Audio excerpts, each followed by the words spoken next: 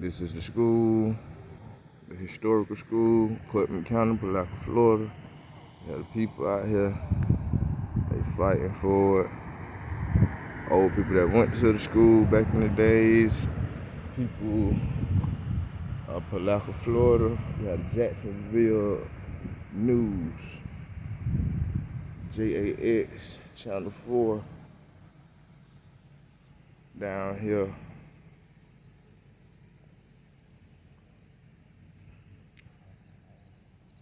And the word is, we ain't gonna stop till we get it. Know your rights. Stand up. Fight for what's right.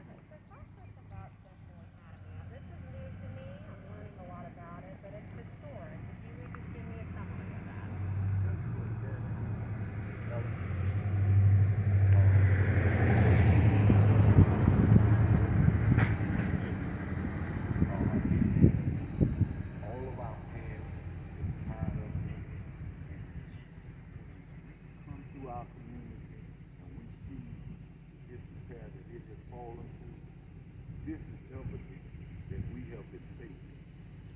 School board has failed us, the historical society failed us, and we got to take some of the responsibility also. We as African Americans, we failed also because we stood around and allowed this to happen. This didn't just happen today, it didn't just happen yesterday. This happened down through the years, and we allowed it to happen. And it's a failure, and everybody that I just mentioned is responsible for that. I attended in 1963. I was, like I said, I was the first group of students that left this school and went to James A. Long Elementary School. At that time, James A. Long was only 2 columns. And at the end of the year, we would come back over here in the 6th grade. We came back to combine Central Academy Elementary for one big combined graduation. I attended the school from 1960 to 1967. The building to my right, that was my 6th grade classroom. This was how I was my 6th grade teacher. And I attended that the entire time of my elementary education. So it sounds like this has a lot of sentimental value. Yes, it does. He said disrepair. I said to him off camera, I don't mean to be disrespectful. This goes beyond disrepair. This is dilapidation. It really is. And it never should have gotten away. As I said, had this been any other building other than the African American school, it never would have got like that. It never would have reached this point. And it did not have to be. Except for the ones that I said were responsible for it, which include us, it never would have gotten like that. And I think that the problem with it is that when you have people who are making decisions who don't understand and don't care and are not aware of the history of our institution, this kind of thing will happen.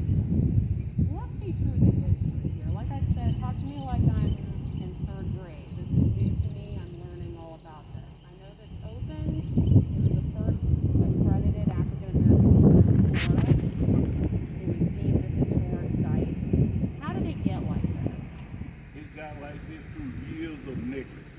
As we were talking off camera, this building was just, they used to park their school buses here after it closed.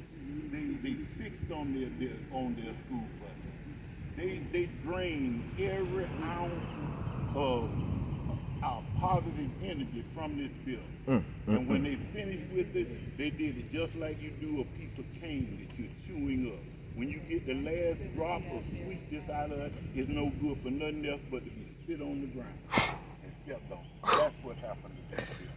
So it has been in this condition for about how many years? Since for a long time. It's been a long time. In fact, there was a makeshift roof that was put on. You see, and another problem is, as I told you, they turned the control of this building over to the housing authority. Who does that?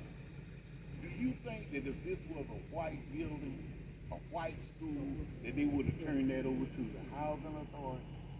I mean, they did that so that when this time came and you're standing there and we're standing here, they could say, we didn't have no control over it. We turned it over to the housing authority. When it was in their control and in their hands long before that period. What do you all want to see happen? Keeping in mind the condition it's in, what do you want to see happen? I personally want to see the school restored because of the integrity, the sacrifice that the people made in this community. And if the school is restored, it will bring back a sense of pride in the community. And it can be utilized for different programs to help our community instead of allowing it to deteriorate to nothing. That's what I want. The city of Palatka in June 06 did a resolution to save the school and to do everything that they could with the school, and they have failed us. And so everybody that's involved with the building of the school should be accountable for their actions. Talk to us about some of the memories you have here. One of the problems that we have is that, as you look at the school, one African American, Sandy Williams, I call it Sandy because